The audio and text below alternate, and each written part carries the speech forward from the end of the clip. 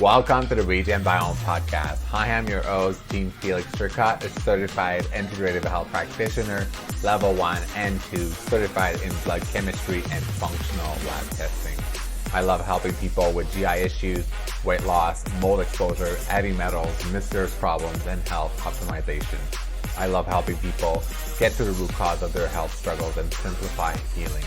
Ready to transform your health? Go to regenbiome.com and click book a call. All the support is greatly appreciated. If you enjoy, please write a 5-star review on iTunes or the platform of your choice. Enjoy the podcast and please share this with anyone that this would help.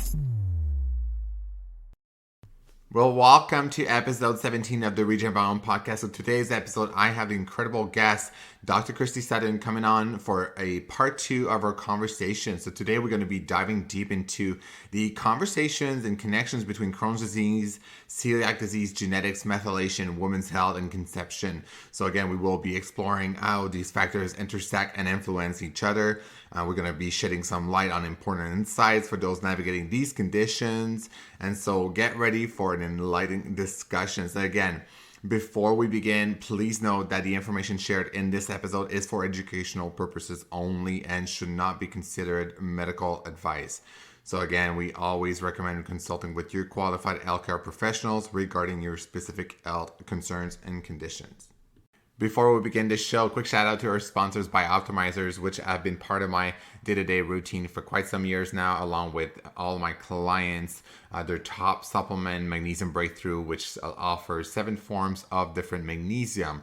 So it's been absolutely incredible to improve my sleep. And then they recently had the release of their Sleep Breakthrough for a couple of months. Their new formula 2.0 will be coming out soon without some GABA, but this formula is really key to promoting a healthy sleep, but also detoxification, supporting your gallbladder, your liver, with some glycine and taurine, and with some quite strong dosages, so which I really like. So these high therapeutic dose, along with a little bit of zinc to support methylation and some magnesium and B6 along with this. So it's really important when you're looking at magnesium or other types of blinds, you want to have the cofactors along with it. So Bioptimizer has been generously offering a 10% discount to all our listeners. So with code RegenBiome, so you will be able to save 10% off on all of their products at bioptimizers.com. Our second sponsor is BodyBio's PC, so phosphatidylcholine, a key nutrient that is absolutely important for liver health, gallbladder health, prevention of fatty liver, and for cell function, cell communication. So without this, we cannot make proper cell in the body, which is crucial for multiple systems. And what I like about BodyBio's phosphatidylcholine is that they actually offer a form that is liposomal, so it's a lot easier for people to actually absorb, and so it does not go to waste. And the second thing is it is also tested for glyphosate. So it's glyphosate free. It is a soy lecithin form, but it's non-GMO. A lot of people have issues with this, and have concerns because it's soy based, but it's actually it does not have the soy protein in it, which is absolutely amazing, and is also gluten free. So there's high quality. So definitely you can go and save 15% off on all of their products, and then with code RegenBiome. But now let's dive into the show. Well, welcome everyone to episode 17. So again, with Dr. Christy Sutton. So part 2 of our conversation that we had previously on episode 15 around iron overload, hemochromatosis, anemia. But today we're going to be diving into celiac disease, Crohn's disease, multiple digestive issues, and a conversation around genomics. And so again, welcome again, Dr. Christy Sutton, to have you back on the podcast. Thanks. I'm excited. Amazing. So I know in the past, so you've some previous episodes, so you've shared with me as well that you have yourself dealt with Crohn's disease, or I mean, I don't know where you are in your journey, but, and I'd love, this is, I think, to this day, it's I can call it, digestive issues. It's a real plague. It's a real epidemic that we have, I think, worldwide. So there's so many, I was dealing with chronic digestive issues for so many years, for 3 years, IBS, nothing severe as like IBD, Crohn's colitis, never to the extent, luckily, right? But also there's I know there's a key part with genomics, but also environmental and epigenetics that comes at play when it comes down to that. So definitely, I'd love to, if you can share your experience and what's going on with Sure. Crohn's and yourself, your story. I'd love. I think that would be so Yeah. Yeah. valuable for So, listeners. well, my story, I guess, technically started, I was diagnosed when I was 16. Of course, I started I'm 41 now, so if that gives you kind of an idea as Wow. to the timeline of that. But I was having a lot of digestive problems before that. I was having a lot of diarrhea. And I had a not the most charmed period of my life during that period of time. There was a lot of emotional stress from my family and other sources. And I was making a lot of bad diet and, lifestyle choices. Granted, I was 16, so, um, not making great dietary choices is pretty common. I think it was like my parents were letting me make bad dietary choices at that point in time. Although I do own up to buying my own fast food a lot. So, but my father, he's a medical doctor, and he kept kind of giving us antibiotics I remember I got a lot of antibiotics, like, oh, you're having digestive problems, here's some antibiotics, that type of thing. And I think that probably just kind of pushed me closer and closer towards ultimately having Crohn's disease. Certainly, genetically predisposed. We can talk more about that later, but there were certainly a lot of environmental factors, whether it was, at some point in time an infection, at some point in time maybe some mold exposure, lots of antibiotics, which are, going to destroy your gut flora and just kind of set you up for leaky gut, that type of stuff, food allergies. And I, at the age of 16, just got really acutely ill, and they took me back for surgery, thought I had appendicitis, and they went in to take out my appendix, and they realized, well, my appendix was not the problem. It was actually, well, they took out the appendix anyways, but they actually found it was my last foot of my small intestine was severely inflamed, and I had a fistula. And so they removed that last foot of my small intestine and sewed me back up. And that was in the late 90s. So there were not as many biological type medications available. Mm-hmm. They put me on a drug called Azicol, which is kind of like an NSAID with maybe a little bit more anti-inflammatory, not super powerful. Didn't really do much good. And because I got sick with Crohn's during a time where they didn't have as many therapies, I was kind of doing what they gave me and it wasn't working. It, in a way, kind of allowed me to experiment with other things, but it also made me kind of sit back and say, okay, I want to get to the root cause of this. And that was a process. That process didn't honestly really start until I was in college. I feel like I kind of just wanted to get through high school and be like normal, whatever that is, even though, Crohn's is not normal, but didn't really fully understand what it fully was going to mean to me. Just kind of trying to slip it underneath the rug and live my high school years out. And then when I went to college, it was something that I had to really face head on. And that's when I started to really explore the holistic health route, because I didn't just want to live this sick life. I didn't just want to, be on drugs. I wanted to figure out, how to be healthy. And that was a long journey, but I feel like it was in college when my journey really started. But it was very bumpy. And I ended up getting extremely sick at one point in time and had to basically drop out of college to just kind of recover. I weighed around 70 pounds at that point in time, and I was in my 20s. But that sickness was from having just chronic diarrhea. I wasn't absorbing any nutrients at all, and I was experimenting around with my I was experimenting around with my diet. And at that point in time, there was a book called Breaking the Vicious Cycle that I read. A friend of mine gave it to me, and it's kind of like an oldie but goodie. It was, I think, pretty revolutionary at the time. Now, if you look at it, it's like, oh yeah, stay away from these grains and that type of stuff.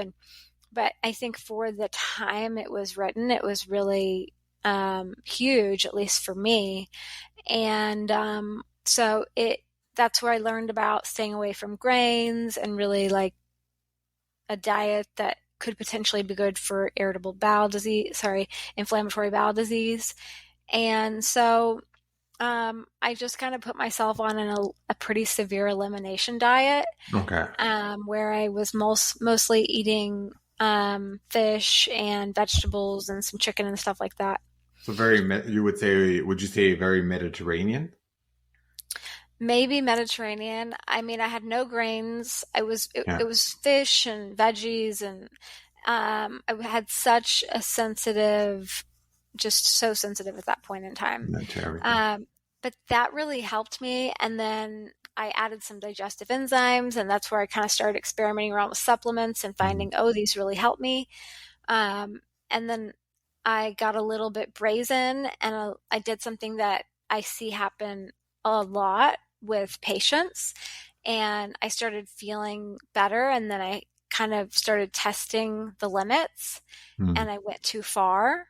And it was basically just me. I ate, all this cashew butter one day, but that was enough to, for whatever reason, throw me into this downward spiral that, got really sick.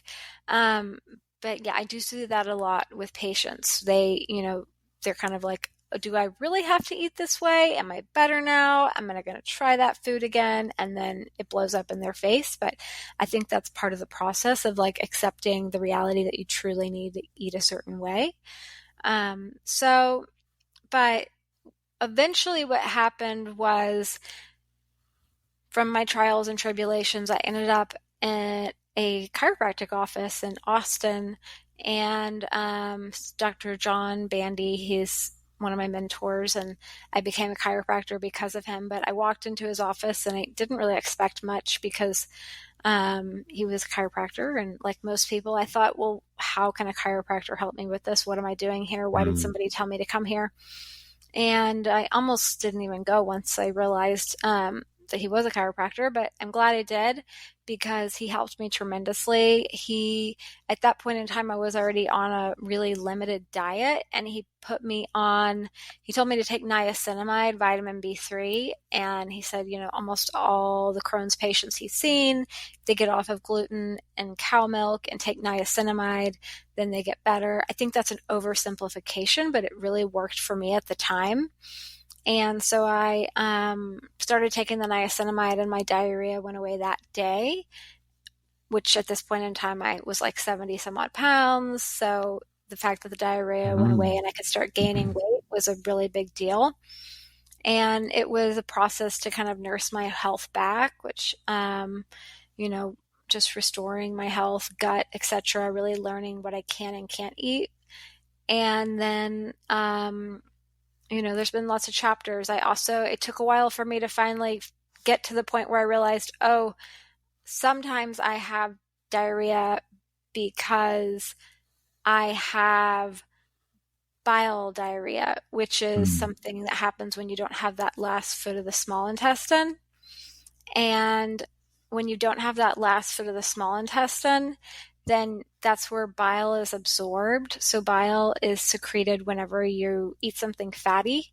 Then your liver makes the bile, and then it stores it in the gallbladder, and then the gallbladder secretes it into your intestines when you eat something fatty. And so it then is reabsorbed in the last foot of your small intestine. And if it doesn't get reabsorbed in that last foot of the small intestine, then it will go into the large intestine and act like a laxative. And so that, when it acts like a laxative, it causes this really kind of urgent diarrhea. And that is something that, from my personal experience and from my patients that deal with this, doesn't get really properly managed or diagnosed very well. And so, but I eventually realized, oh, I have this now a big part of my managing my digestive issues is managing the side effect from the surgery. So because they removed that last foot of my small intestine, I don't have, I have to take a bile sequestrant to bind the bile so that it doesn't get into my large intestine, because I don't have the hardware for absorbing the bile, that last foot of the small intestine. Hepatic recirculation. I can't recall it right off the bat, but Yeah. that's so interesting. So because actually, when you talked about that, because I actually had a previous client as well too, as I think some Crohn's disease patients do have part of the colon removed as well. Is that correct? Yeah, so Crohn's can affect any part of your digestive system, unlike ulcerative colitis, which is just your colon. And Crohn's can affect anything from your mouth to, your anus. And so the most common part that is affected is the small intestine, especially the last foot of the small intestine. But it is non-discriminatory. It will go after the colon, unlike ulcerative colitis, which is a problem, but specifically goes to the colon. And ulcerative colitis doesn't go through all of the layers of the digestive system, whereas Crohn's, it can go all the way through all the layers, which is why Crohn's can create fistulas. So, both of them are inflammatory bowel disease, and both of them are bad. And I'm not just saying Crohn's is worse because I'm, biased because I have Crohn's. They're both bad. Crohn's is worse. Yeah. No, and that's super impactful. It impacts so many people, and I think that this client particularly, I think, had 4 feet of her colon taken out, so there's not much left. So it's really, really hard. And then, any time you have any part of your digestive system taken out, you're regardless of if it's, for a cosmetic reason like bariatric surgery, or a medical reason because of Crohn's or colitis or cancer, there's always side effects to that. And that's where what I've experienced and seen is that the medical profession's not, when I say the medical profession, like the doctors who are supposed to be in charge of managing these patients, are not good at managing the side effects or even diagnosing the side effects. And there are many, and those side effects vary depending on, the person, their situation, and what part of their digestive system is affected. So like, I don't have that last foot of my small intestine. Not only do I now have to take a bile sequestrant, which creates other issues that I have to manage, like fat-soluble vitamin deficiencies and, being low in good fats. And, it's just all a matter of managing at this point in time because I don't have that part of my body anymore. So I have to manage it. But I also have to be very aware of the fact that I kind of have a chronic battle with SIBO, and it's something that, like, if I eat too much sugar, I'm going to have a flare-up because I don't have that ileocecal valve. So the ileocecal valve will separate the small intestine from the large intestine, and it's like a door that shuts to stop the backflow of bacteria and food from going from the colon, your large intestine, up into your small intestine. And it's important because, the colon has a lot more bacteria in it than the small intestine. And if you don't have that door shut, the ileocecal valve, which I don't because that door was surgically removed, then you're going to get that backflow of bacteria from the large intestine to go into the small intestine. And that's called small intestinal bacterial overgrowth. And that can, I talk about that in my gut workshop, just like the other stuff, but that's a really big deal because that can create a lot of issues with inflammation, leaky gut, and that's another issue, being bloated. That's another issue that doesn't often get properly treated and diagnosed. That's fascinating. So now I didn't realize. So yeah, especially that last part of the small intestine, that's crucial. So now obviously, so what specifically the things that you found that has been helpful, to help you out the most? Yeah. So, well, I have a high maintenance, complicated body. Mm. And so that's one reason that I've kind of gotten so savvy about healthcare. I jokingly say, the reason I know so much is because I'm just trying to survive myself and, Mhm. help my family survive. It's, self-survival here, self-preservation. So I have to be very careful about my diet, just like, really anybody with inflammatory bowel disease needs to be very careful about their diet. Um, I have really only had one true Crohn's flare since that time when I was diagnosed when I was 16. I think the other ones I were more of like I guess in college you could call that a Crohn's flare, but I think that was more of like a nutritional deficiency type issue. I did have a Crohn's flare a couple of years ago, and I thought that prior to that, I thought, oh, I've got this thing figured out. I'm good. I just eat this certain way. And then I kind of slowly started adding more things in, doing that thing I tell people not to do, which is pushing the boundaries. And for me, it was like sugar. And I just kind of was having some weakness periods during, the whole COVID thing and eating more Mhm. foods I shouldn't. I'm not trying to make excuses. It just happened. And I did have a flare up shortly after eating way too much sugar. And it was a combination of I got really sick with a virus right before we went out of town. And then we went out of town and we were eating out a lot. And I got into, I think, probably some gluten at a restaurant and ate too much sugar. And it was a perfect storm. And it created what was basically an infection in my small intestine. Again, I have that no ileocecal valve. So I had to, so there's a lot of bacteria that are coming up into my small intestine. And I just basically fed those bacteria when I was Mhm. eating all that sugar. And my immune system was already kind of in a state of disequilibrium because I was getting over this virus. It wasn't COVID, it was just I hadn't been sick in a while and my immune system was kind of freaking out. That was a pretty scary flare up, Mm. and I it was also a learning experience because that was my first like real serious like I could be admitted to the hospital type flare up. And what I realized was that yes, I did have a gastroenterologist, but I was still stuck in the system of like them trying to get me in for an MRI, me having to wait days to get the MRI. He wouldn't treat me until I got the MRI. And that gave me about 4 days where I was acutely ill. And my only option was either be admitted to the hospital or try to get it under control myself with the tools I have. And to give you kind of a numerical value on how sick I was, I had a nearly 100 C reactive protein when I was Wow. acutely ill. So that's no joke. That's serious inflammation. Exactly. Well, Um, 100. Yeah. Normally, you'll see people with chronic inflammation at about, in the nines, the tens at the most, right? Or so. yeah, But this is like, I have never been that high in my life, to my oh, knowledge.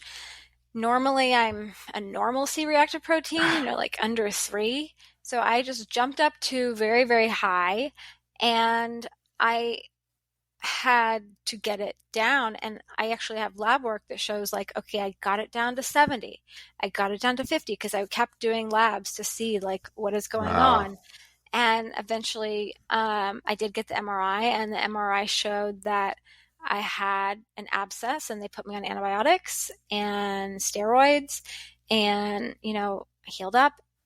And then I was inundated with, you've done this without medication for your whole life, and that needs to end, is what the doctor was telling me, the Mm. gastroenterologist. And I was scared because I was like, oh my God, that was a really scary experience. And I've learned like how important it is to keep people healthy and out of this system. But also, like, I don't want to lose any more of my intestines. And so, and they also on that MRI thought that I had a fistula. subsequent MRIs showed that, okay, we're not really sure that's a fistula, maybe, maybe not.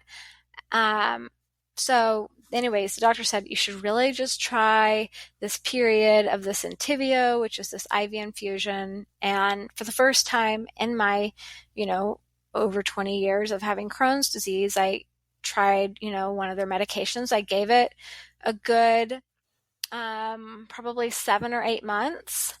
And I didn't notice a lot of improvement. I got extremely sick, upper respiratory infections, because it was shutting down my immune system. Exactly. They're immunosuppressive, right? I think there was Yeah. a late drug for IBD, but it really cuts down the IL-6, but it really does, Mm-hmm.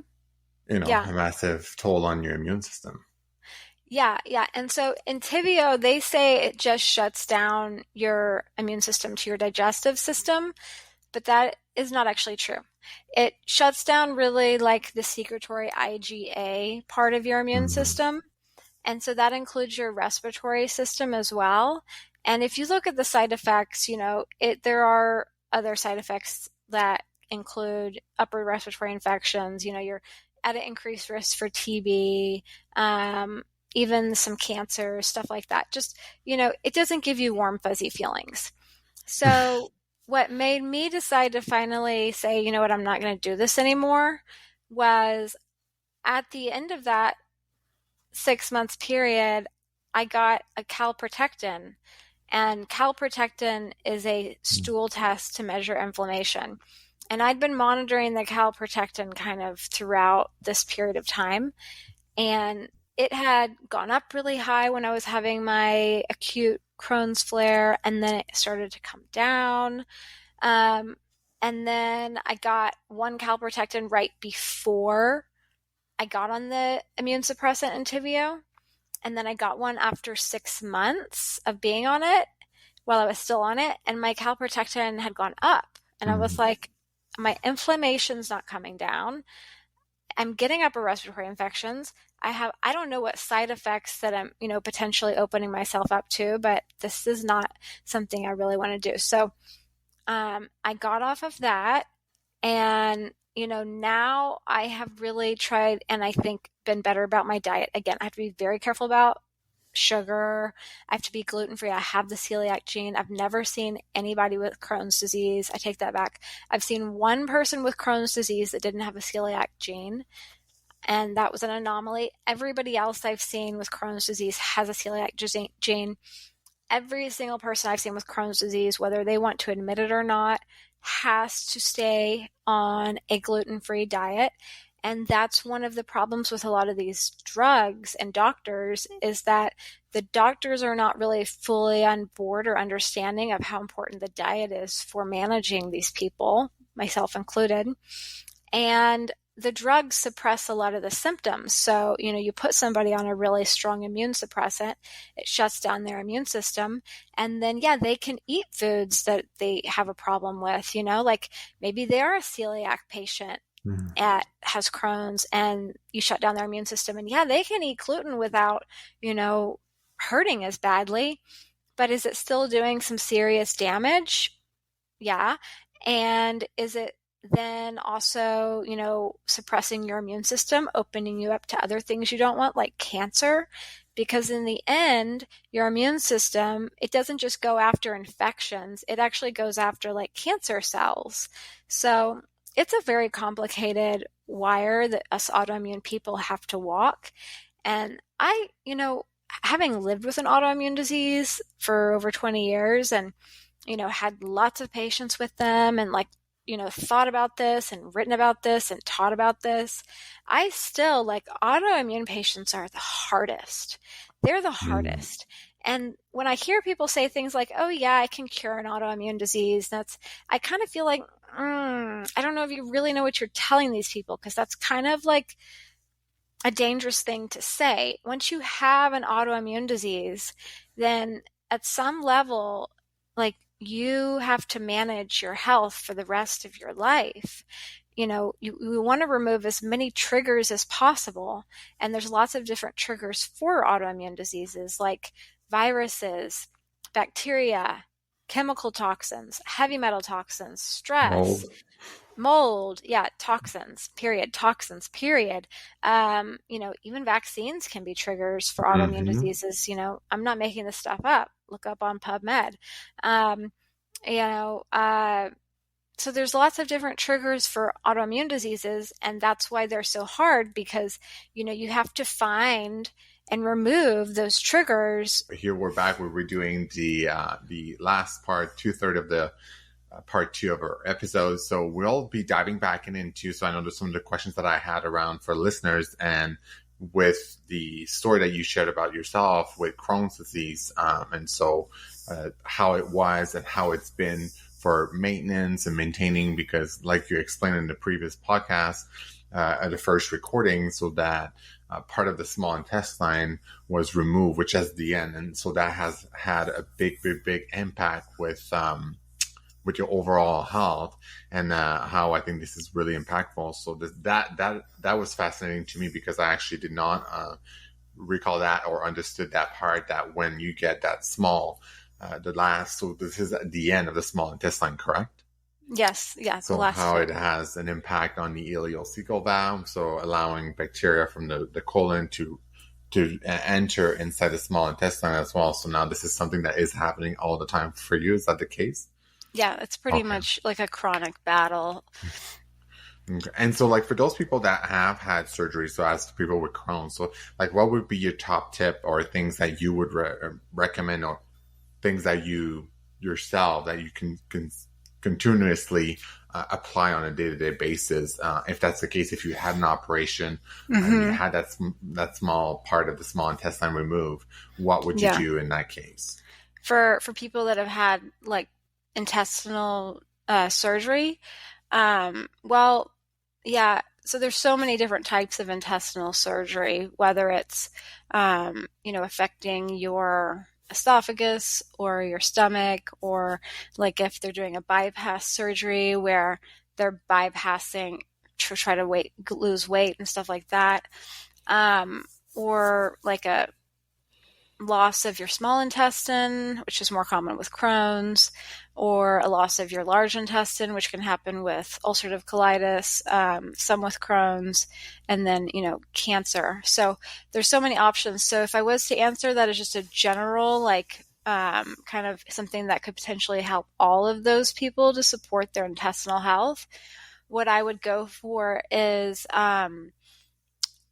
something with a fair amount of glutamine. And what I personally use and like to see, what I see good results with, is the GI Complete by Epigenozyme. Now, if you just look at the ingredients in that, there's, a lot of glutamine, which glutamine is key for healing up the intestinal lining. And then it also has some things like marshmallow root in it and slippery elm, and things that just kind of keep that mucosal lining healthy to keep it protected. So I think that's a really good place to consider. Taking butyrate, the ketone butyrate is really good, especially for the colon. So if you've had some type of a colon, that's particularly good. Any type of colon surgery or any type of cancer, the butyrate, which is just a short chain fatty acid, is kind of the fuel for healthy colon cells. And so that can help heal it up and, prevent leaky gut. A good probiotic, just good probiotic to take. Kind of, I think everybody needs to have that cycling in to some point at some level. And then just generally supporting your health and your immune system with things that increase immune tolerance. So like vitamin D, glutathione, those type of things. But if you just look at those as like an umbrella of, these are just generally good for the digestive tract and good for one's health generally, as a general statement, that's a pretty safe place to start. Now, if you narrow it down to where somebody had surgery, then, because different parts of the digestive system all have different roles. So, if you remove the first part of your small intestine, you're not going to be absorbing minerals. this is where, and if you absorb the last part of your small intestine, you're not going to be absorbing B12 or fats or fat soluble, or the fat soluble vitamins are actually largely absorbed in the first part of your small intestine too. And then, if you remove something along the middle, then you're going to be, that affects, all the different amino acids and carbohydrates and stuff like that. So, and then if you remove your colon, then you're going to have a lot of issues with dehydration, electrolyte loss, because that's where a lot of the water is absorbed. So you have to look specifically at, and then if you have an issue with your stomach, that's where the hydrochloric acid is made.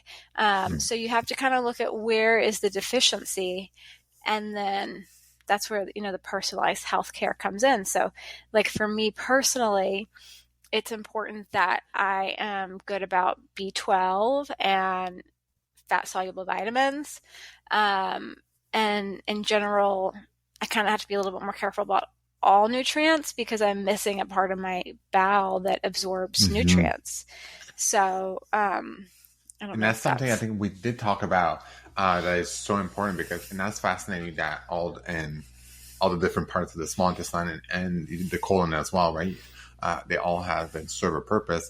And we did touch base a little bit on the FUT2 genes, or the specifically being a secretor genetically or being a non-secretor. So a lot of people with Crohn's, do you see them mostly either both non-secretors. or non-secretors most of the time, right? So yeah, and that's what the research really shows as well.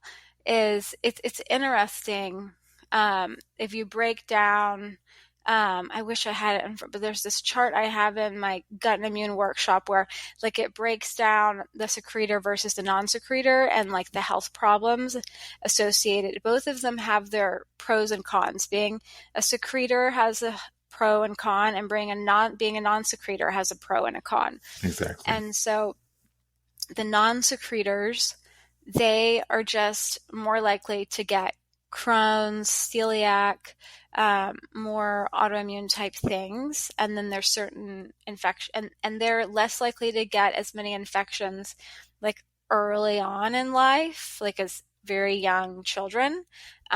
Whereas the secretors are more likely to get infections like H. pylori, norovirus, and more infections early in their life. And part of, I think there's a lot of different reasons why the non-secretors are more likely to get these autoimmune diseases. But I think part of it is that maybe they don't get as sick as early in their life. And part of being healthy is getting sick, especially early in your life when your immune system's kind of developing tolerance to the environment. And this is where I have this concern. And I think it's, not just a concern that's not founded in reality, that a lot of the kids who didn't get exposed to as many bacteria, virus, and stuff from being kind of separated from the rest of the world are going to be more likely to have more infections, and more likely to have more autoimmune diseases later, like eczema, celiac, Crohn's, all that. And we see that kids who grow up in the first world countries are more likely to have autoimmune diseases and these type of issues, whereas kids who grow up in third world countries where they get exposed to all these infections, they're less likely to have those. And it's just a matter of like your immune system's going to find something to go after. But that's kind of a little bit outside of the scope of the secretor, non-secretor, which I'm happy to talk more about if you'd like. It's an interesting topic. Absolutely. I think like immune functions, and I think the big thing is really the terrain. I think it's been big in the industry right now in the functional space as the talk about all the terrain of either the body, the microbiome has a huge impact on our health and immune function versus, cleanliness. But yeah, we can definitely elaborate on that. Yeah, well, I think, a good place to kind of build from is an understanding of what is a secretor versus a non-secretor. And how that affects your gut microbiome, which then affects everything. So if, everybody has their blood type, which is they're either O, A, B, whatever. And basically what happens is based on your blood type, that you get these little sugars. Oligosaccharides is the scientific word for them, but they're basically these little sugars that are on the outside of your red blood cells. And depending on what sugars are on the outside of your red blood cells, that determines what your blood type is. So if you are a secretor, which is a totally genetic thing, then those little sugars are not just on the outside of your red blood cells. They're on the outside of your intestinal lining. They're on the outside of your skin. They're on the outside of, like, they line your vaginal lining. So it's like being, secreted within these different parts of your body. Now, non-secretors, just depending on your genes, non-secretors, they don't have those little sugars, little oligosaccharides on the outside of their intestinal lining, or, their vaginal lining, or their skin, or their nasal, it's there. They don't secrete those oligosaccharides. And what that means is that what we know with certainty is that the people who are secretors in their intestinal lining, meaning that they have those little sugars on their intestinal cells, they have these little sugars and they secrete. And so they are more likely to have more bifidobacterium, because those bifidobacterium, they come along and they bind to it. They bind to the little oligosaccharides. And for that reason, they have more bifidobacterium, which is really important if you want to have a healthy digestive system. And if you want to decrease your risk for an autoimmune disease, then lots of bifidobacterium is a great way to do it. Now, but you have to keep in mind, these little sugars, they also like to bind to other things that are not necessarily good for you either. It's just they're out there to bind to stuff. These little sugars are out there on your intestinal cells, and they're willing and able to bind to things, and they're not particularly sophisticated about, I'll bind to that, but not to that.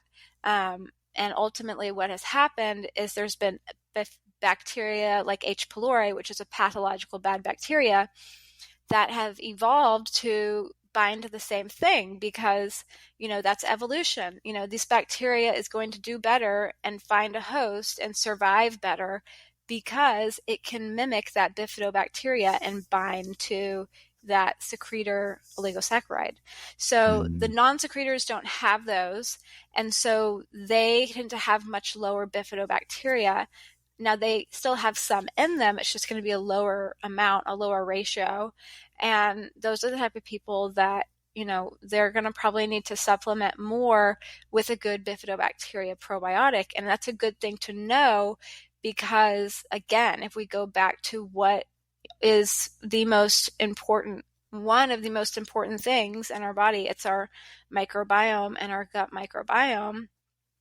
And so if you just genetically don't have the little sugars to attach to the good bifidobacteria, then you are going to need to take more good bacteria, those type of things. So that's just one example of how it kind of plays out. I like the analogy, and I think it makes a lot of sense, because I am a secretor myself. So obviously more prone towards other things like norovirus, like you mentioned, H. pylori. But it's fascinating because I had this huge conversation lately on gallbladder health, HCl, hydrochloric acid, and how many people do have even some genetics in that department, part of low stomach acid, but how it really starts, digestion starts in the mouth. So really, truly. And it 100% starts in the mouth. Yeah. Even comes down to chewing, like, or, making saliva. The thoughts. Yeah. Are you relaxed enough to make saliva? Are you taking the time to chew your food? And then from there all the way down through the rest of the system. It's like we are conditioned. It's just like Pavlov's dogs. So Pavlov's dogs, are you familiar with Pavlov's dogs? No, I'm not. Yeah. Okay, so Pavlov's dogs was this psychological experiment that they did a long time ago. And basically, they were all these dogs, and I think the researcher's name was Pavlov. And they had all these dogs, and he would ring the little bell, and then the dogs would start getting conditioned that every time that he would ring the bell, he would feed them. And so he did this time and time again. He'd ring the bell and then he would feed them. And then he did this experiment where he measured, the amount of saliva. And then he rang the bell, but he didn't feed them a number of times, but they were still conditioned to create that saliva. And so this is where it's important to not necessary. You don't want to eat your meals at your work desk, because your work desk is where you're really working. Yeah. And whether you're aware of it or not, your brain is not going to be making as much saliva as it would if you, and not just saliva, but hydrochloric acid, digestive juices, digestive enzymes.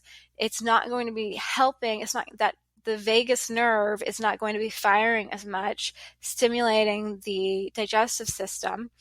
And so that's where it can make a difference. Just, going to the same place every day, or, eating at the same time. Your body is conditioned to make more of those, digestive enzymes and have that reaction at the same time. So this is where living in a chronic stress environment is going to suppress digestive function. And that's where a lot of people end up with a lot of digestive issues and constipation and, hypochlorhydria, where they don't make enough hydrochloric acid. And then if you don't make enough hydrochloric acid, you're more likely to get infections, and it just kind of becomes this vicious cycle.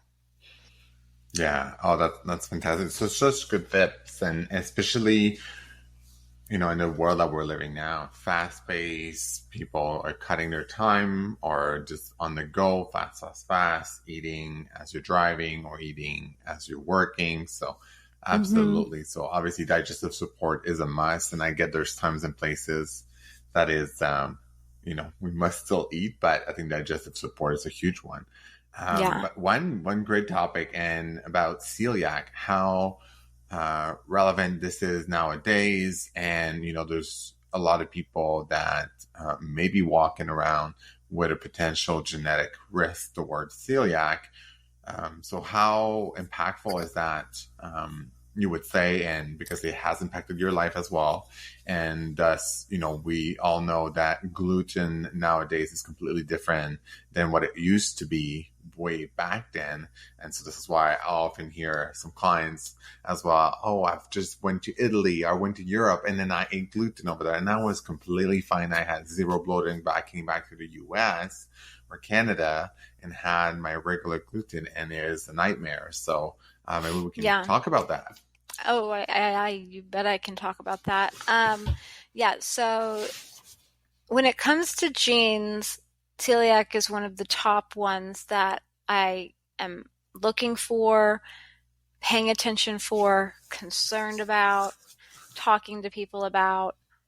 And the reason for that is because it's so important, and it poses such a huge risk. And it is a somewhat common gene, at least in the population of people that I see, which, it is most common in Caucasians, although it has worked its way all the way around the world.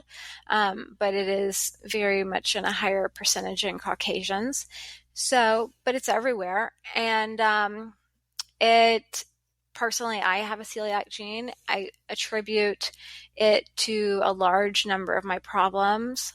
I inherited the celiac gene from my mother, who was paranoid schizophrenic and very, very mentally ill. And I believe that a large part of her mental illness was due to undiagnosed celiac disease. And 2/3 of people that have celiac disease do not have, if you take a biopsy of their gut, they don't have damage to their digestive lining, but they have neuroinflammation. The celiac disease is creating an immune inflammatory reaction to their nervous system. So the problem with this is that the gold standard, although I don't consider this the gold standard, but if you were to ask, 100 gastroenterologists, then a fair amount of them would say the gold standard is to take a biopsy of the duodenum, the first part of the small intestine, look at it underneath a microscope, see if there's intestinal damage there, put them on a gluten-free diet, go back and do the biopsy again, and see if they get better on a gluten-free diet, take them off the gluten-free diet, go back and do another biopsy, see if it gets worse. To me, this is archaic and stupid. And, anybody that's still doing this is probably a gastroenterologist that's getting paid to do it. But it doesn't make sense. You could try a gluten-free diet and see if your symptoms go away. You could do a blood test. You could certainly look at that for that celiac gene, which doesn't diagnose celiac disease, but it tells you if there's a genetic predisposition. So, but circling back around, celiac disease is thought to be a digestive disease. If you ask 1,000 people, they're going to say, what is celiac disease? And they have heard of it. They're probably going to say, oh, that's, you eat gluten and it messes up your gut. Yes, it can do that. But what celiac disease is, it's an autoimmune disease that is triggered by eating gluten. This is not a food allergy. This is not an allergic reaction to gluten and wheat. This is an autoimmune disease that is triggered by eating gluten. So whenever the person with celiac disease eats gluten, their immune system will go and attack a part of their body, whether it's their intestinal lining, and destroy the intestinal lining so that they have, maybe they don't even know it. Maybe they don't even know they're having a problem with their intestinal system, but they're getting nutritional deficiencies, or maybe they're having diarrhea or constipation. Maybe it's attacking their cerebellum, as it does with gluten ataxia, and then they have this wide-based gait because they're walking around like they're kind of drunk and off of balance because their cerebellum's getting damaged, which is a common area that celiac disease likes to go in and go after, because the cerebellum that part of your brain looks a lot like the gluten protein. Maybe, and then these people with the gluten ataxia, they get an intention tremor. So if they go to touch their nose or do something, they get an intention. They get a tremor while they're trying to do it, versus a Parkinsonian tremor, which is like a tremor while they're resting. So, maybe it attacks their frontal lobe, and they get mental illness, bipolar, schizophrenia. Maybe it attacks their skin, and they get what's called dermatitis herpetiform, which is like a rash on the skin. It's a clinical chameleon, this disease. It can look like literally anything, and part of that is because it can and does attack the digestive lining. And when you destroy the digestive lining, not only are you creating inflammation and leaky gut, which, affects the whole body, but you're also creating vitamin deficiencies. And vitamin deficiencies are very common, but not commonly diagnosed, especially here in the United States. So I can testify for this. I literally nearly died of pellagra when I was in my 20s. I had a horrible vitamin B3 deficiency, was almost dead from it. Had horrible diarrhea from the vitamin B3 deficiency. I started taking the vitamin B3 and the diarrhea went away. That's pellagra. The only reason I knew that I had it was because I went to this brilliant chiropractor in Austin, who I later, went to chiropractic school to work with.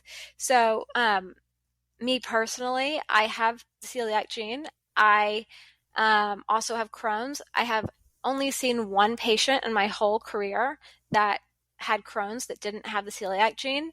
And I've looked at a lot of patients with Crohn's. I think that they are largely connected. And I think every patient I've seen with Crohn's, they do better on a gluten-free diet, whether they want to admit it or not. And they all have that gene. I don't think that's a coincidence. I think it's just for Crohn's people, that celiac gene tends to affect their gut more. Now, some people can have the celiac gene and it will not turn that gene on. Like, they never develop celiac disease. What I see more often the most common scenario that and that can happen. That can happen. But the medical myth right now is that that is common. There's this medical myth that if you have the celiac gene, like if you just have one celiac gene, you know, it's not really that big of a deal. You're probably not going to get celiac disease. That's a myth. What I see is that most people with one celiac gene do have a health problem from gluten, whether it's celiac disease or not. It could be gluten sensitivity. It could be a wheat allergy.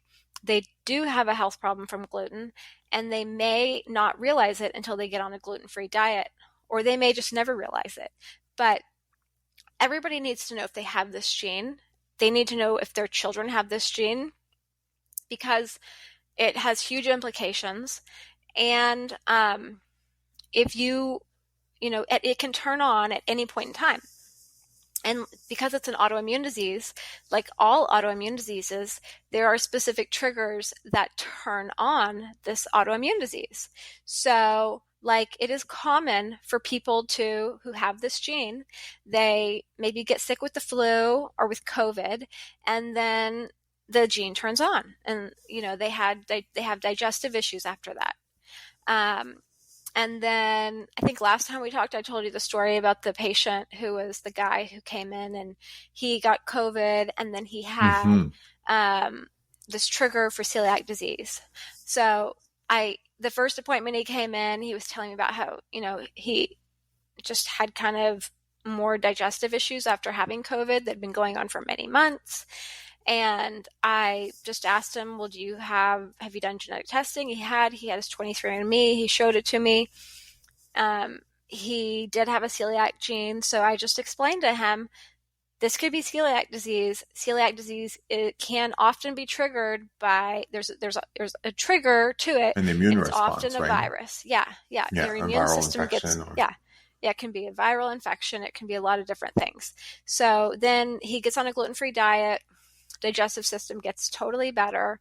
He sends his sister in, who had this weird issue where it was just like this very tip of her finger was hurting, and then like it didn't have good range of motion. And she was young. She's in her 20s. And she gave me the history, and she told me, you know, I've had an injection here. It didn't help, like a steroid injection. It didn't help. I've had x-rays. It looked normal underneath the x-ray. I've seen multiple different people, multiple different doctors. She had seen a chiropractor. The chiropractor didn't adjust it, which I thought was kind of weird. So then she comes to see me, and I have the advantage of knowing that her brother has the celiac gene. And I also know that celiac disease can cause rheumatoid arthritis, it can cause arthritis, it can cause joint pain. And so I start talking to her about her family history.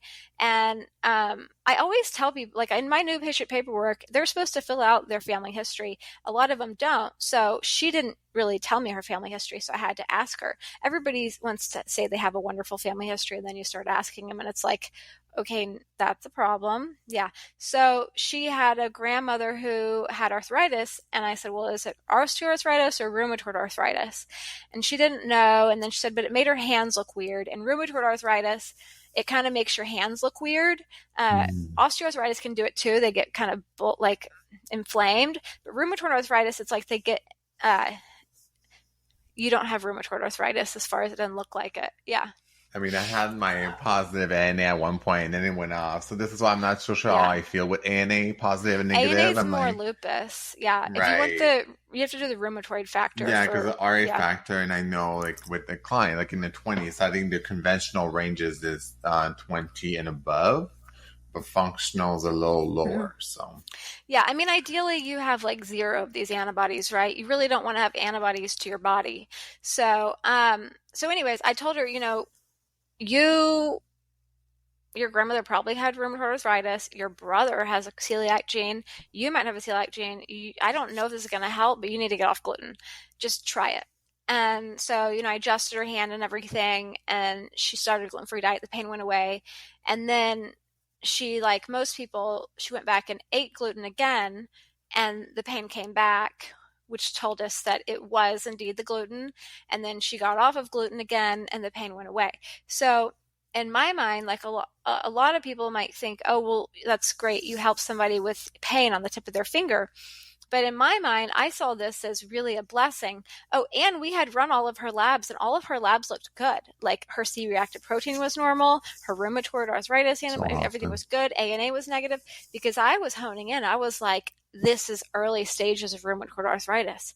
And I still think we were there. I just don't think it was really showing up on labs yet. I see this as, this is best case scenario, right? Indeed, she did end up having a celiac gene. We did end up getting her tested. And I see this is where the clinical, like, this is as bad as it should get before somebody gets diagnosed. You have the slightest symptom, great. You have the celiac gene, great. Try a gluten-free diet. Let's see her. My daughter has a celiac gene, bless her heart. I gave it to her. And she developed gluten sensitivity at age 4. Got her on a gluten-free diet. I think and make it a goal every day, how am I going to protect her from an autoimmune disease? Because once you open that door, you can't really close it. Like, you're managing that. You can make it much manageable and much easier, but you have opened the autoimmune disease door, and I would much rather just not open that. So celiac disease is a topic that is near and dear to my heart. I could talk about it. So, I spent an hour talking about it in the Gut and Immune, which is really quite long for me, except only to be exceeded by the hemochromatosis gene in my Iron Curse workshop, which I took with you. I think I talk about those genes maybe a little bit longer, but or I talk about hemochromatosis in general longer, but celiac disease is near and dear. And so it's so important. And it makes me think, because, oftentimes, like even myself, we go through these waves of time that we do well with it, or you don't have the bloating and the gas per se from the gluten after eating it, but it's more, like you said, joint pain. And so it's going to be interesting, and for myself even to test, because I've been really thinking of, I think one of the markers that I always run with clients, because I'm like, it's worth doing it because it's not really expensive. So it's the tissue transcontaminase, the gliadin antibodies, IgA and IgG. So I know those other labs that I like to run, like for a deeper understanding of how well you do with wheat, like a wheat zoomer from another company, from Vibrant. But for yourself, what do you normally do normally in clinic beside the genetic testing? Is there anything else? I know we did talk about calprotectin for intestinal inflammation, which is so important with Crohn's disease, IBD, and I think everybody should run calprotectin in a complete stool analysis. But is that something that you run in clinic or yourself? Yeah. Awesome. Yeah. So, I was just talking about this with a patient today. She's got, this little 2-year-old that is doing much better now, but still has some serious behavior issues. And we're kind of like, what's the priority here? Because there's limited resources. We can't just go throw up, $1,000 bill on my 2-year-old today. So looked at her genes. We went over this today with her. She has the celiac gene. She feels quite good. Her brother has ulcerative colitis. We don't know what he's dealing with genetically, but he certainly has a high risk, in my opinion. Sibling with celiac gene and brother with ulcerative colitis. I'm sure he has the gene too. I think probably our son with the behavior issues has the celiac gene. She's going to ultimately at some point in time run the test. She wants to put her son on a gluten-free diet. She's all in. She doesn't need to do the buy-in. She's bought in. The problem is she needs to get the family to buy in. And so that's where I think the lab test to, if you can, and this is what I did on my daughter. I knew when she was 4 years old, I'm going to have to take her off of gluten, but I'm still going to order this $300 test so that I can have this piece of paper to prove to everybody, this is why I'm not just trying to be the overprotective, worrywart mother. I need the piece of paper to say it's not me, it's a real thing. And so that's where she decided, okay, I would love to get the stool test and the gene test and the, full food allergy celiac panel. but that first thing I'm going to do, she decided is, and we talked about it, she's going to do the food allergy celiac panel first so that she can show that piece of paper to her relatives, and then everybody's going to have to be on the gluten-free diet. Because, you know, if somebody has a problem with gluten, they can't just be like 95 or 96 or 97 or 98 or even 99% isn't always enough. Like, they really need 100% avoidance to truly do the test to see if it's an important health changing thing to do. So I think there's great value in doing those labs, but I also commonly, because I think I'm kind of like a practical realist when it comes to being a patient, partly because like I have dealt with so many issues, not a patient, being a practitioner. Like, I think I'm a practical realist when it comes to being a practitioner. Like, there's what I would like to do, and then there's the reality of like what we can do given the resources and the time and the money. And if you really want to help people more frequently with celiac disease, sometimes you have to just really educate them about, let's try this gluten-free diet and be very, very good about it. And let's just see for, you know, the next 4 weeks, do you feel better on a gluten-free diet? Because not everybody is willing or able to spend, you know, the money for the labs. And unfortunately, those labs are not run on everybody like they should be within the medical paradigm. Now, having said that, in Italy, my understanding is that in Italy, they now check all 10-year-olds for celiac disease because Oh, wow. Yes. My colleague who went there a year or so ago, Finally. and she's gluten-free. She can't eat gluten at all. So she went there and she was worried it was going to be hard, and she was amazed. Like, they have this numbering system where there's like a gluten-free number, and they take it very seriously. They have a gluten-free option. They use like a different knife on it. And the way that this came into their culture is because, you know, they have socialized healthcare. And so socialized healthcare, whether it's better or worse, you know, it's different. And they do think about how to make things cheaper. And they discovered that there was a large number of digestive issues in Italy. And so they decided to, and I don't know what percentage of the Italian people have a celiac gene, but it apparently is relatively high. But so they decided to test everybody at the age of 10 for celiac disease, and which is changed. Now they realize there's all these people that had undiagnosed celiac disease that get diagnosed from that. And then that creates a secondary effect where, like, oh, now that we've diagnosed one person in a family, well, maybe mom or dad has it. And so they've got this huge population of a diagnosed population of celiac disease. Now, and because of that, they have legislation where you have to actually have, you know, more gluten-free within their restaurants, which is amazing. Now in America, Wow. which in America, what we have here is we have a huge population of undiagnosed celiac disease, and those people are getting mistreated. They're running up medical bills. They're making pharmaceutical companies richer, and they're becoming, you know, financially and morally, you know, emotionally bankrupt because they're not being diagnosed with something that's easy and inexpensive to treat, yet commonly undiagnosed. And I have multiple reasons, like thoughts about why it's not getting diagnosed. I have a relative who is a dermatologist, and we were on a family text chain, and they were basically decided that day to text about this ridiculous Cyrex panel that had to do with, you know, gluten and wheat. And I was not having any of it. I was like, diagnosing a gluten and a wheat problem is a good thing. Running this lab is a good thing. And my dermatologist relative, she went off about how she doesn't even want to diagnose somebody with celiac disease because of the extra expense and emotional trauma of having to avoid gluten. And I was like, that is not your Yeah. decision. That is not your, no, your job is to be a diagnostician and to educate and to diagnose people, not to decide what they are going to do.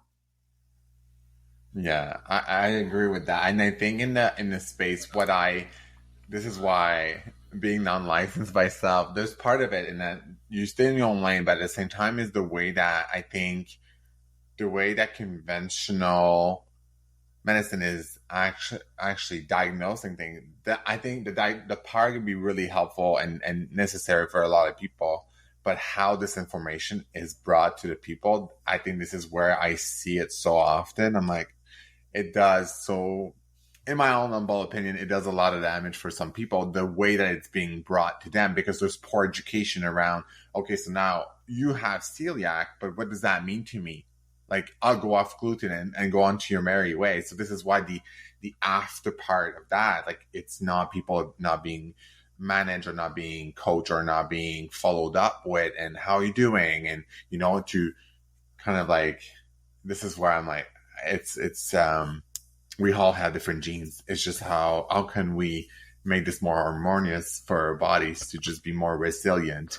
And so, yeah, so it's good. And I think this is a really important thing to be aware. And I think it should not be undiagnosed or not tested for. So, Right. And it's largely a genetic disease, right? So if something's largely a genetic disease, then if you do diagnose one person with this gene that's having a health problem, or even if they have this gene and they're not having a health problem, you owe it to them to have a conversation about, you need to make sure your family members get checked, because you got this gene from somebody, either your mother or your father. They got it from either their mother or father or both. And even if you are not, quote unquote, having problems, well, they might and they don't realize it, you owe it to them to at least pass this information along so that they can get checked. And then, you might have given this to your kids. And there's so much of this. And I see so many different facets of this in practice. Like, if you have a minute, I'll tell you another story. It's kind of interesting. oh yeah, absolutely. So Yeah. I have this patient. He's really a nice guy. I thought he actually had hereditary hemochromatosis because he had really, really high iron on his labs and high liver enzymes. Turns out he was just, drinking too much and eating a lot of red meat. But his mom had the hemochromatosis gene, has it. And so I thought for sure he had it, but he doesn't.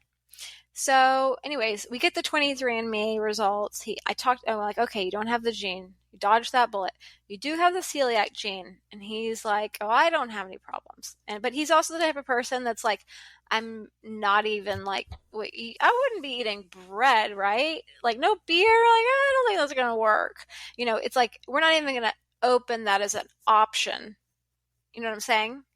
Like, he's not even willing to like allow that power of suggestion to enter his thoughts as something that could be a problem for him, because the implications would be, I have to avoid gluten and that would just change my lifestyle too much. And so then I'm like, well, what about your kids? This can cause a lot of digestive issues. It can cause neurological problems, and he's like, well, yeah, my daughter's got a lot of diarrhea. Which I thought was interesting, because a couple of visits before I asked him about his kids and he was like, yeah, they're healthy, they're great. And now it's like, yeah, I've got my daughter has, diarrhea like multiple times a week. It's been going on for a long time. I'm like, okay, she probably has that celiac gene and it has already probably started creating problems. You need to get, her checked. Of course he has not. And that is more an issue of just, he's not like taking the right steps. I don't think maybe I just haven't said the right words to get him to take the right steps.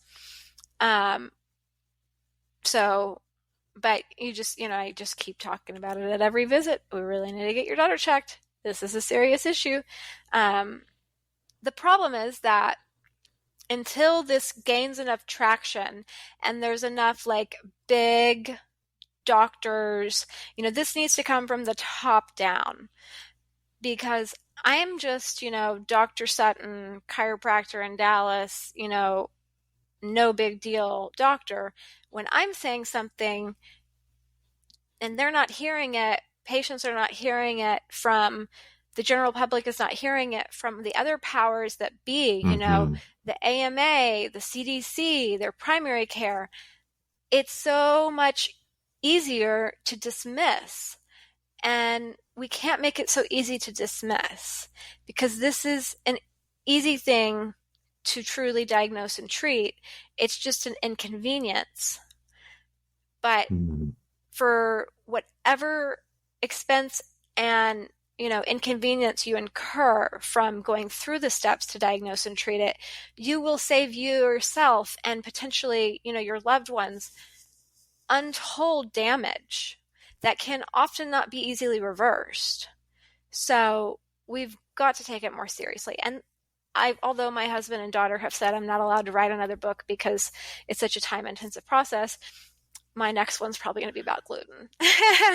Yeah. Oh, it's fascinating. I think it's all about prevention. And I think that to the powers that be, I mean, the medical system is funded a lot by these big corporations that feeds the problem in the end of the day. So this is, absolutely agree that we have to take, at the end of the day, you have to take matters in your own hand. And the thing that testing your own genetics and being proactive and checking your blood chemistry. And I'm such a huge advocate of that, because as much as, people say in Canada, oh, we have free healthcare. Well, it's newsflash for all my American friends, but you do not have a great healthcare system in Canada. By far, yes, in the province that I reside, that I live in Alberta, it's a lot better.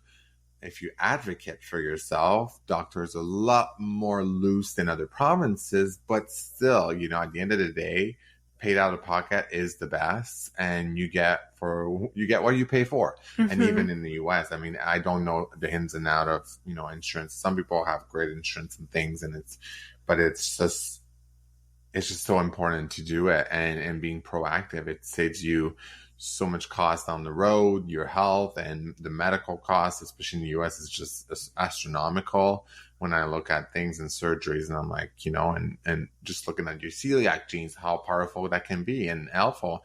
And it doesn't cost anything to actually go gluten-free. Yes, it might cost a little bit more of your time, more of some research and new recipes and things you can substitute for sure. But I think it's a very cost-effective thing to do, just to go off gluten for a little while and just focus on the gut. And I think a couple of these things, I think that's very powerful, right? Yeah, 100%. And can I say one more thing? I know we're running low on time. Yeah. Yeah, we can actually, let's see. It's 1:22. I have an appointment at, yes, it's about, we have like maybe okay. 10, 15 more minutes. Okay. Yeah.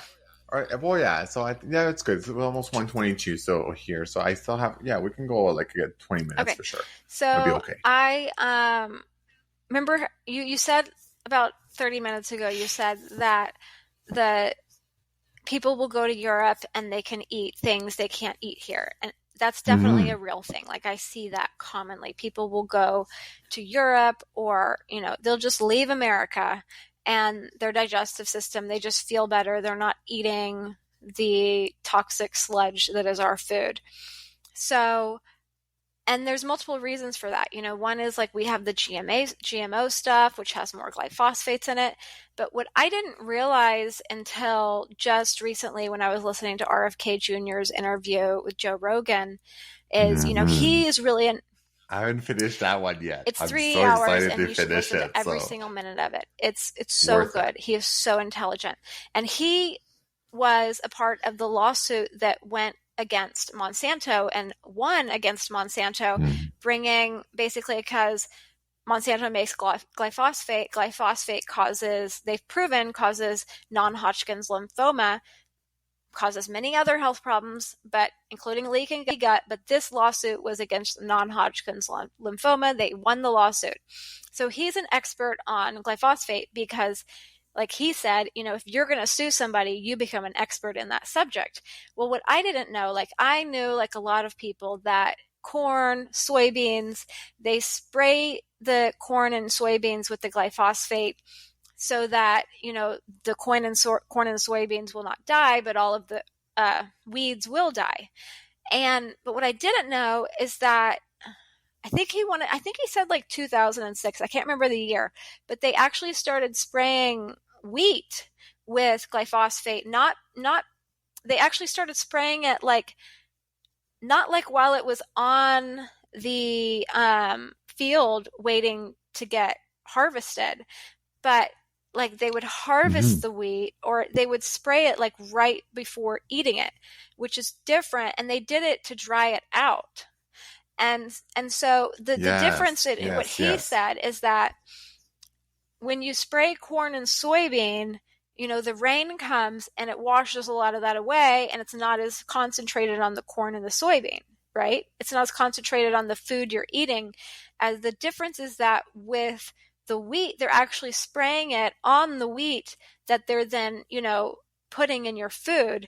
So you're eating a much higher concentration of glyphosate, which has been proven to cause leaky gut and cancer, and it's bad news and it's pretty ubiquitous. But if you're eating a food that is already very immunogenic, stimulating of autoimmune diseases, people have a gene that actually makes them react to it, that with this chemical that is toxic and destroys your gut and, creates problems, it's a kind of a really nasty perfect storm. And I didn't know that until I listened to that interview, which was fascinating to me. Thankfully, I stopped eating gluten before that, but a lot of people haven't. That's good. And one thing, if I touch on that, because I actually talked about this exactly when I did my PON1 podcast, so on the PON1 gene. So, and thanks to you, because you have elaborated on the PON1 gene in your book, which I find it super fascinating. So I do have a variant in the PON1 gene. So I'm not homozygous. So I do have only one copy. And what I found with the PON1 gene, so in the book, is really connected with the detoxification of glyphosate. So that was super interesting and this is also the process of drying out the wheat also applies to drying out oats. So a lot of people eating Mr. Quicker, and this is where on the oats. So what they do is they spray the glyphosate 2 days prior to harvest. And the reason why, because it dries faster, so it does not get moldy. So, and then it gets harvested, but then this is where it goes in the silo. And so people are literally eating glyphosate deposits all the time. So, I mean, Canada is still being used. There's multiple countries that I think are banning. I think Mexico says 2030, they're banning glyphosate. I know the topic on Russia, but I'm like, Russia, I think it's probably one of the countries that has not used or not used. Don't quote me on that. Germany, I think, as well, too. But glyphosate has basically been used all across the globe by now. So, and it's very sad, like in very foreign country, India. And so I'm not the whole expert on that. But I think the biggest thing is so important, detoxification, and sauna is a big one, especially with glyphosate. But it was so amazing how disturbing glyphosate is on the aromatized amino acids inside the intestinal lining in the oh my gosh, I go back into the shikime pathway of these bugs, or if I recall, I talked about it in my previous episodes. It's so interesting how glyphosate interrupts or disturbs these specific pathway, which will also enhance issues in the BH4 pathway and neurotransmitters and all of that stuff. So, the inhibition also in the P450 enzyme. So a lot of people with phase 1 or phase 2 detoxification or variants in the genetics that I already see. I just saw like a client, she has a poor detoxification for alcohol and acetaminophen, so Tylenol and and now you're taking glyphosate on top of that, but you're inhibiting your P450 enzymes, big trouble. I mean, your liver's going to suffer. So it's really, it's a dangerous compound. Absolutely. And I think it's just so important that people know about that stuff. And, so again, I think knowing the impact of this compound is really important. And so, Absolutely. and your Cheerios and, frosted flakes, all of that stuff, all cereals, those are not food. And, this is the thing I think we did talk a bit about. I think that will be for next time. But we'll have to talk about methylation. That's going to be another episode, I think, to elaborate about methylation, how important MTHFR, and we can talk more about the PON1 enzyme at that one, because the PON1 enzyme is important as far as feeding into the methylation cycle. Yes, it is very important too. So, I think we'll just do another episode, but towards the MTHFR, I think it's going to be a good topic because we already covered quite a bit in this episode for people. But yes, it was great to have you back on. It was wonderful. For part Thank 2. you. So now celiac Crohn's next going to be the conversation around methylation. I think I just love to be talking about this topic in genetics and genomics and blood work, all that fun stuff. So I really appreciate you taking the time to come on our platform. And so it's always fun to have great conversation in regards to health and well-being. So thanks for having me. You do such good work. So thank you. Appreciate it. Yes. And so I'll be putting all your information in the show notes for people that desire to take the Iron Curse course or the webinar, along with your celiac and Crohn's as well. I think you did release the MTHFR methylation too, and there's another one for Alzheimer's and Parkinson's. Yes, amazing. So interesting. Yeah. Perfect. Amazing. Well, thank you for having and coming on. And then until next time, so we'll make another episode soon. So sounds I'm really good. excited.